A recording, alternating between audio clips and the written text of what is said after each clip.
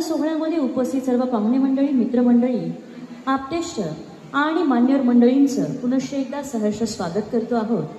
व्रतबंध म्हणजे मुंज आणि याला आपल्या मराठी संस्कृतीमध्ये उपनयन संस्कार असंही म्हटलं जातं।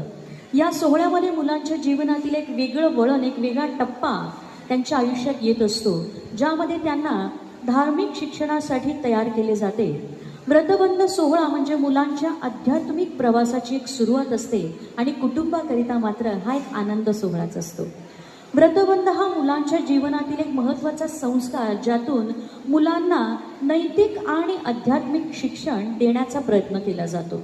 गुरूंच्या जवळ राहून ब्रह्मचारित्व म्हणून चांगलं त्याचं पालन करावं, एकाग्र चित्ताने अभ्यास करण्यासाठी काही नियम पाळावे लागतात।